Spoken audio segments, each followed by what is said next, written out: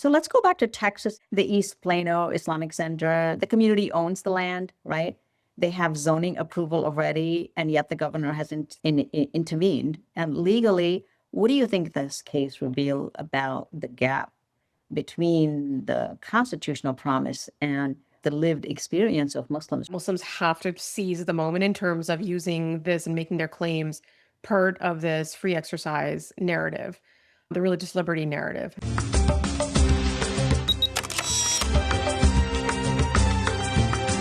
You're listening to Wise Women with Daisy Khan, where faith rolls up its sleeves as a force for good and where women define the future with wisdom and wonder. I'm Daisy Khan. Kindly subscribe wherever you get your podcast.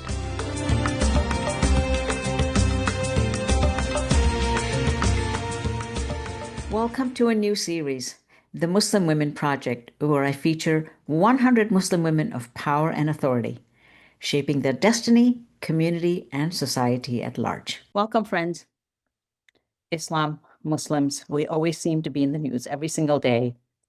But the version you often hear is so distorted and even beyond recognition, so much so that the religious freedom of millions of American Muslims is being challenged and weaponized by politicians.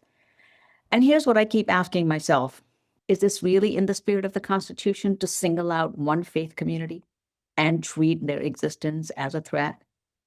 My guest today has spent years wrestling with these questions. Asma Uddin is the author of When Islam is Not a Religion, How a Faith Became a Political Category in American Law and Life. And so she's here to help us understand not just what's going on or what went wrong, what we can do about it. So Asma, welcome to Wise Women. Thank you, Daisy. I'm excited to be here. Can we just start with some basic stuff? I know that it's fairly complex, but when we talk about Muslim identity or American Muslim identity, what does that mean? How do Muslims see themselves? And then how does that differ from how policymakers or the public and the courts view us? Yeah, in terms of how we see ourselves, and of course, I don't speak for every American Muslim. The self-conception is diverse just in the way that American Muslims themselves are so diverse. And the first thing that we think of is we do think of that diversity. So many different types of people from South Asia, from the Arab countries, but also increasingly African Americans, white Americans, Latinos. It is just an incredibly diverse community, and one that is diverse not just in its national origins or its racial characteristics, but also in just the way we approach Islam. I'm sure, Daisy, you know those better than anyone. Oh my God, yes. We have so many schools of thought, so many Yeah. ethnicities, so many nationalities. I It's mean, a unique feature. when I talk about diversity, I talk about the interpretational diversity as well. We see the full gamut from the most traditional to very liberal interpretations. Those categories are not necessarily accurate in defining it, but there is the traditional and the less traditional. But it's really just like that lived experience of Islam. That's what we think about when we think about Muslim identity, right? We think about the traditions, we think about Eid and Ramadan and praying 5 times a day and reading the Quran and trying to understand it. We understand ourselves in terms of the way that our faith fits into bigger questions geopolitically, culturally. It's layered, and it's just about all these nuances. But when you're shifting into the court setting and the political setting, those things are very different from the way that Muslims grapple with their identity. As a lawyer, I can say that courts definitely don't exist in that space. The law is about legal categories. There's various tests that are applied. And so they're trying to think about, is there a sincerely held religious belief? Is this something that is truly sincere and it's religious, not something that people are using in other pretextual ways? Is this a religion? Is a government placing a burden on this? When religion gets into the courts, it's usually in the context of some sort of free exercise claim or establishment claim. I want you to explain what that actually means. But can I share something with you observation-wise? I think what gets lost in all of this is how exciting it is that the American Muslim identity is being shaped by the American expression of Islam. We have an Americanization that is seeping into how we practice our faith, all within the traditional mode, but very American. We have crescent lightings now. We have weddings just as if it was a church wedding. Many things have been Americanized, and that's what gets lost in all of this. That's 100%. tragic. The contrast comes out in terms of the categories that you laid out. How do we understand it ourselves? How do courts see it? How do policymakers or political actors think about it? The contrast shows up in precisely in that self-conception and the political conception. Courts are more constrained. They can't really be as inflammatory as a lot of political actors can. And that's where I agree that there's such a disjointedness because there is such a warm and full and complete embrace of the American part of our American Muslim identity. And yet there's still this continued insistence, especially in the political space, where it's these are foreigners, they're very different. They're not just different fundamentally, but also against American constitutional and policy interests. And it's just like, who are you talking about exactly? Is this the imagined Muslims? Are you thinking us? There's a concept in my book, When Islam is Not a Religion, where I talk about this denationalization of Muslims. We're always conflated with Muslims abroad, which even that I think is a total simplification. Not to mention that there's such diversity of Muslims abroad, but whatever scary actor there might be on our social media screens, the attempt is to conflate with that and completely overlook the very deep Americanness of who American Muslims are. So seen through that national security lens only. So we've talked on this podcast about what Islamophobia looks like. And today I want you to walk us through what you argue in your book, that Islam is treated less a religion under U.S. law and more like a racial or a political category. So how does the U.S. Constitution protect religion versus race, and what happens when a religion gets racialized? My contribution really comes from a place of being in the religious liberty space for now a decade and a half, most of which I spent litigating religious liberty claims, including at the U.S. Supreme Court, and in interacting with a lot of the players in the space, whether it be various conferences, think tanks, etc. And what struck me being in that space and being in a space that's actually really highly legally relevant and culturally salient is the rhetoric around Islam, which in of itself is problematic, what the implications are in the context of our legal protections. And so we're in a place, Trump in 2016 ran on this platform of the ultimate defender of religious liberty. A lot of the Republican candidates were competing with each other against who can be the most outspoken proponent of religious freedom. Yet what was striking was that they also were competing with each other to see who could be the most stridently anti-Muslim. And saying things like, we're going to ban Muslims from the country, we're going to spy on Muslim communities and mosques, and we're going to create a registry. The disparity became so obvious, a disparity that I had been tracing in more subtle forms before. Really prominent Americans who can say we're very pro-religious freedom, but we're also very anti-Muslim. And we are a religious community. We're not just a nationality. Yeah, exactly. The move there, which they think is very clever, but of course I think it's anything. The way we're going to do it is we're just going to say that Islam isn't a religion. Therefore, if you're not a religion, you're not going to get the type of protections that Christianity or Judaism or Buddhism gets under religious freedom protections. Kind of goes back to the claim, the original claim of that trope that Islam is not even a real religion. It's a political entity framed as a religion. That just goes back to that trope. 100%. Came from the Crusades and then seeped into American consciousness and continues on to this day. Yeah, Daisy, you and I, you've been in this much longer than I have, but we can go way back, right? And we can trace some of this rhetoric that has seemed very just fringe and what is going on here. There's a Center for the Study of Islam and Political Islam is called, and which they determine, they've actually brought this down to a percentage in some cases and said that only 12% of Islam is a religion. Everything else is politics. I didn't get that. Okay. Yeah, no. And there I'll are have to people, find that. and I document a lot of this in my book as well, but there's also people who have been on the U.S. Commission on International Religious Freedom who have said these types of things in the past. And so the fact that we're at a point where we're putting a percentage on it, and then it all just seems strange until you begin to understand what the strategy is here. Is that why they take aim at so many politicians and try to label them as Islamists, a politically motivated Muslim? A lot of this occurs in the political space. When I try to tie that to religious liberty is to make more concrete what the connection is between the rhetoric and our rights. There were scholars that brought up the race versus religion distinction. And the connection there was, how does this discriminate against Muslims in a way that violates the legal protections under the 14th Amendment? And so to be more distinct, it's the First Amendment has the religion clauses, right? That's where religious liberty is housed essentially. And then equal protection and anti-race discrimination is under the 14th Amendment.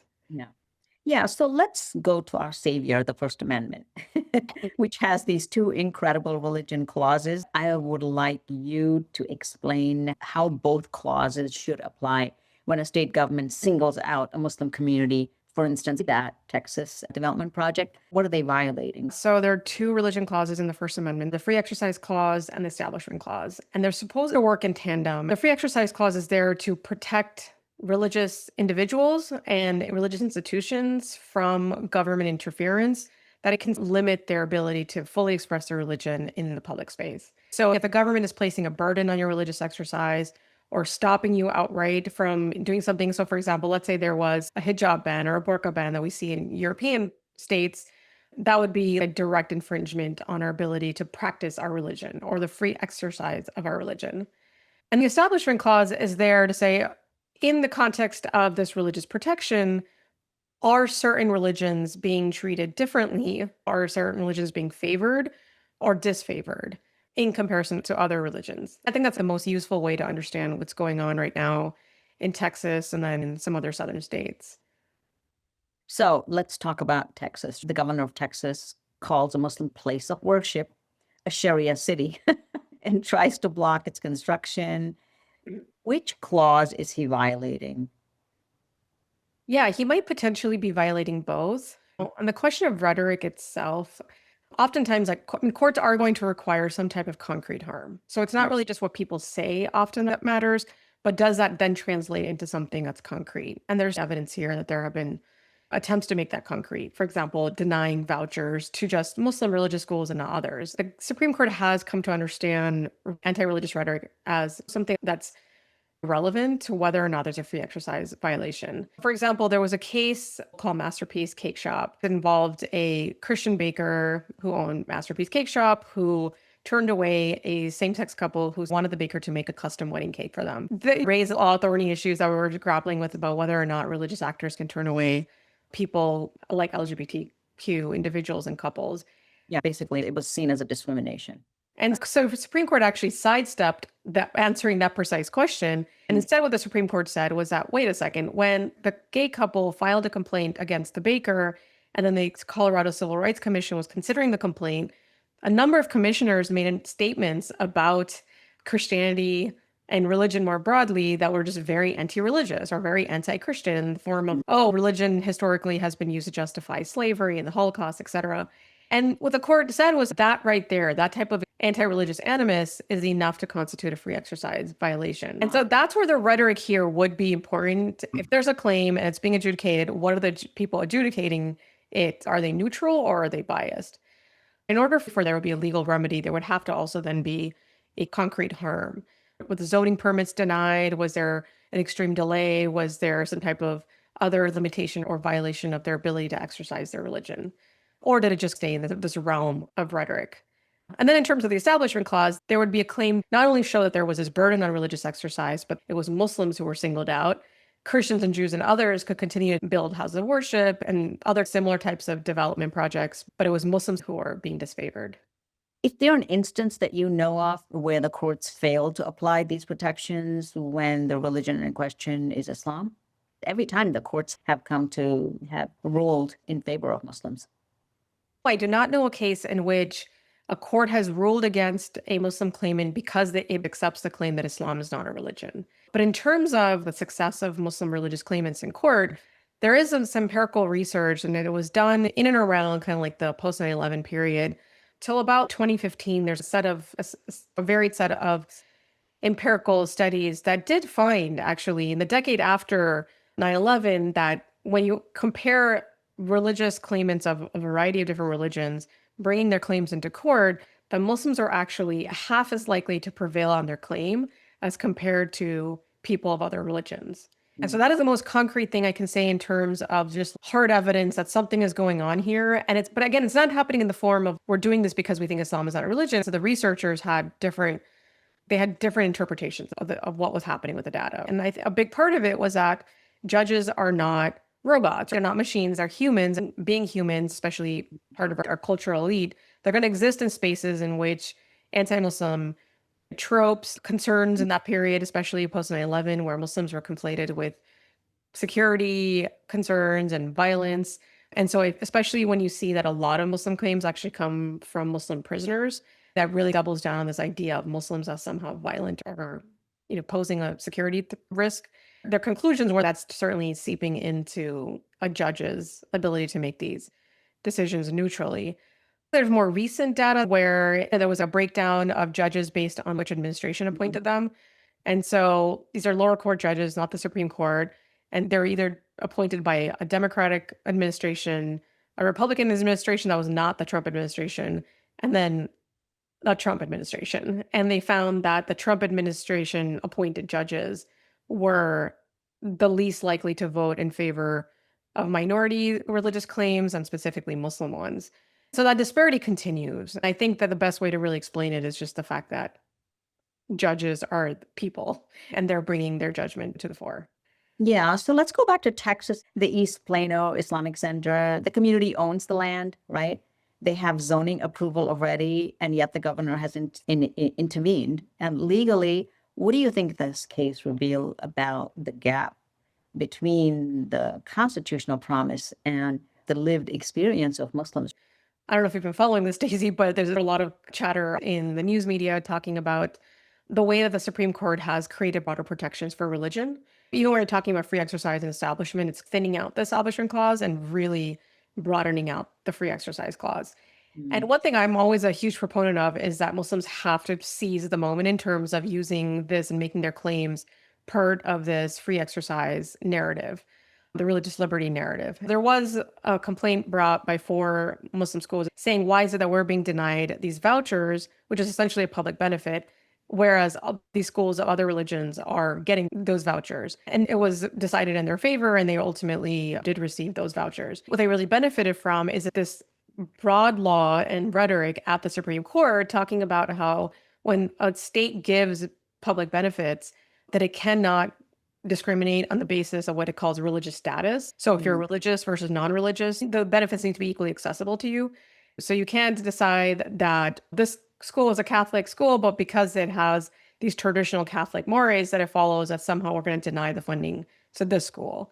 Those sorts of protections are amazing when you think about this context, because Muslims can use those tools to their benefit and say, this is a violation of the Supreme Court's law because it's making this distinction based on who we are, our religious status and our religious views. Muslim community love America, love the free exercise of religion. They take it for granted. And then these projects come to a halt.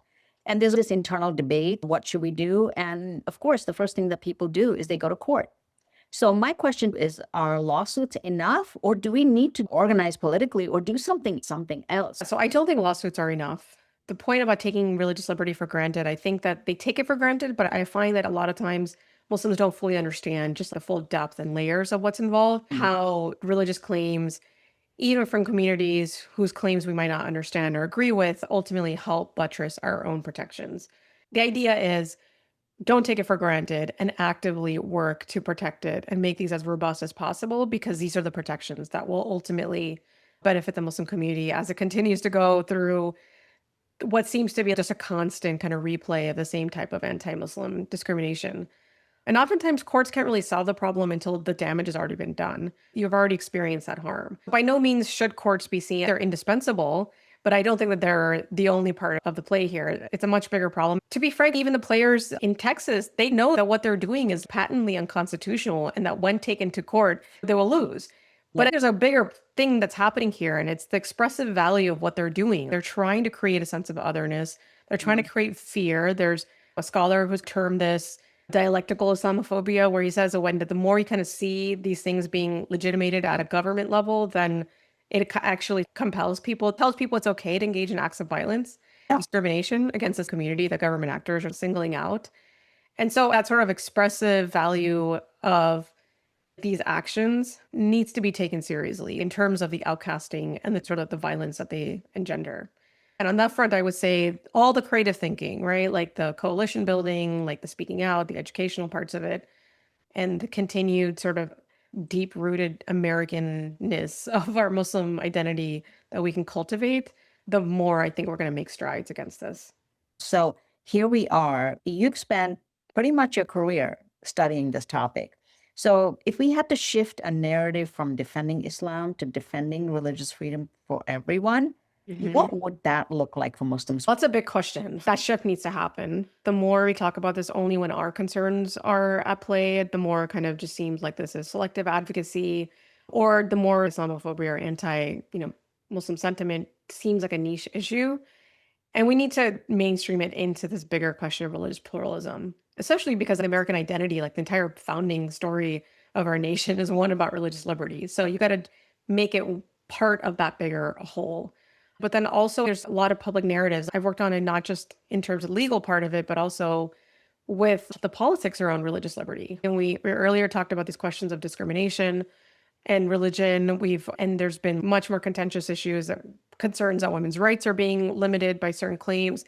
And those are really important, deep, and layered political conversations that Muslims need to become more adept at grappling with, and not taking the media sound bites at face value. The more we understand what those principles are, and the more we engage in them, and the more we show up for religious communities that do feel vulnerable. I have another book called The Politics of Vulnerability, and it's really just about what happens when we fail to see the vulnerability of other religious group, and that scenario, religious groups, and are hurting so much that we have blinders on oftentimes when it comes to other religious entities. Increasingly in the last couple of decades, the Muslim community has shifted to political coalition building with other marginalized groups.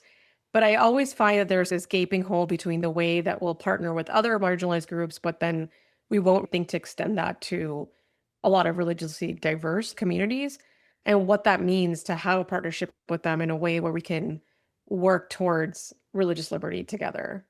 I'm so glad that you've written the second book, which I plan to read. And because you talk about vulnerability, this reminds me of a story when, remember 2010, when I was trying to build a community center and was viciously attacked? I remember a Jewish person coming up to me and saying to me, "You are going to fight this, right?" And I said, it was obviously a very tough time. And I was trying to collect my thoughts. And he said to me, because defending yourself also means defending us. And I thought to myself, Jewish person needs my defense? And then he says, what I mean by that is, first they came after the Catholics, and they came after us. Now they come after you. And he says, you're going to have to fight, because then they're going to come after the Hindus, and then they're going to come after the Buddhists. So you're right. This is like the continuum saga in America. Every new group has to go through this refiner's test. We need people who have been there before us to defend us.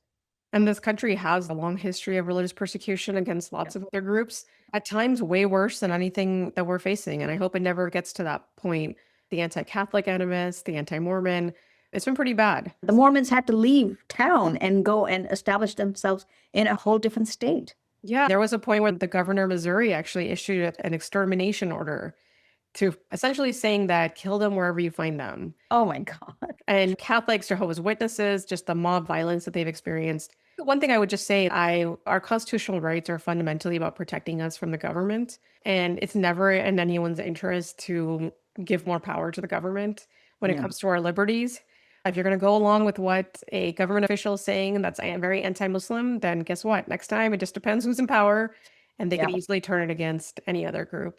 So let's go to the younger generation, because you mentioned a little bit about how they navigate their identity and religion different from their parents' generation, who obviously were newcomers. What are you seeing that's different about how they organize and how they demand, and how are they succeeding? Yeah, we went through this earlier period of just organizing that was based on let's explain Islam. Let's educate people. Let's really kind of take it from this sort of presumption of good faith and think that this is really just an information problem. There's a shift beyond that. There is a rejection of the status quo and existing sort of institutions and modes of thinking to more of this, let's tear it all down and remake it in a new way. That's a fundamental shift. Just an absolute refusal to engage in apologetics. There's a lot of pride in being Muslim in the different sort of way, just in a very kind of American Muslim cool kind of way. And I also think that there's just we talked about coalition building, that there is an understanding of the way that marginalized communities work together. Let's expand the types of groups we're working with to also include religious groups. But there's this idea of our struggle is in some ways very similar to other types of struggles that very different types of Americans are experiencing. And let's try to figure out what that connection is and be smarter in the way that we organize and work for the community's interests. What I'm seeing, which is very exciting, is all types of people from the 20-year-old to the 60-year-old running for office and many of them winning. right? Yeah. Because they want to represent themselves because they feel they're not represented. And I'll represent myself. I'll represent my community. I'll change perceptions at the level of where decisions are being made. That's the exciting part of it. Yeah, a huge part. And it's interesting that we do have more people in these positions. There was somebody that kind of raised this question before where it was like, what's going on? It's the same claims, the same type of, it's just the same stuff we saw in 2010, kind of resurfaced in the context of epic development in Texas. And it's just, why does the same stuff keep happening? And is there something different this time around when we do have this more robust American Islam? We do have people in government positions. We have indicators of quote unquote success in ways beyond the financial success in the Muslim community.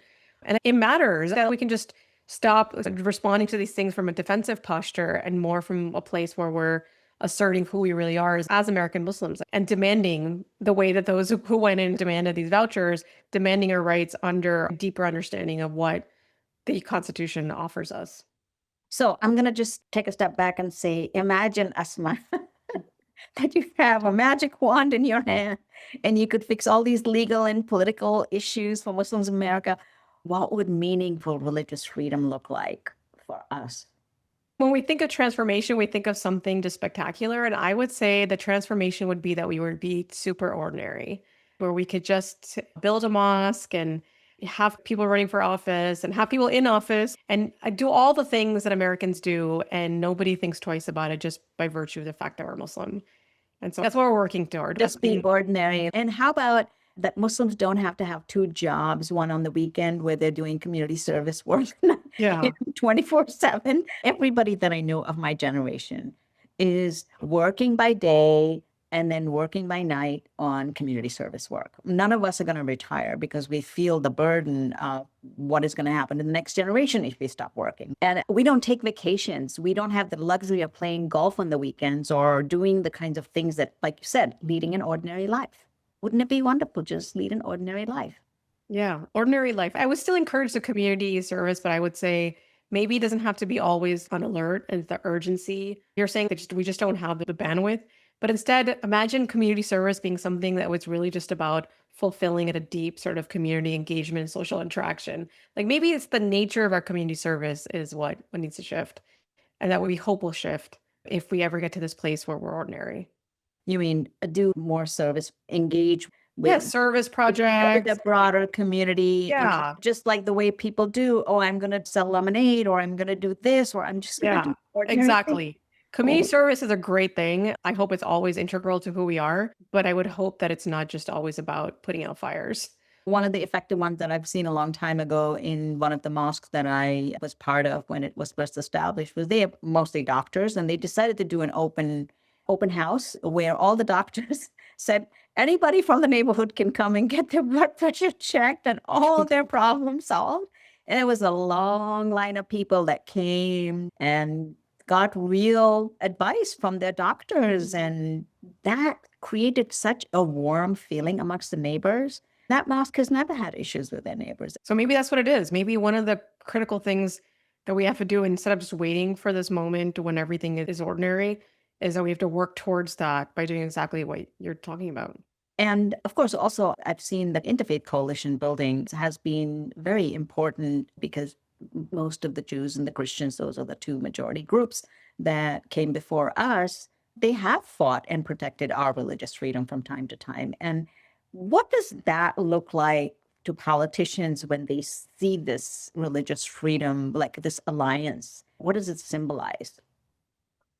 It definitely helps muddy the water. It's very hard to have an us versus them dialogue or dynamic if you see that the them is actually people that are much harder to otherize. So it definitely complicates that. But what I'm always intrigued by is the extent to which, because I do think in our current polarized moment, there's a conflation is oftentimes a kind of overlay onto all this between left and right, red versus blue, conservative versus liberal. And so for me, I feel like there should be an additional layer here where engaging more robustly with conservative communities. And that right there is exactly what makes it very difficult then to otherize because we won't be a political outsider. And then they realize that their values are really not different, our values, especially when it comes to family values that they cherish. So where do you get your hope from? I know you've been documenting this mistreatment of Muslims for years, and it's very easy to be cynical, but I am sure that you're hopeful. Where does that come for you?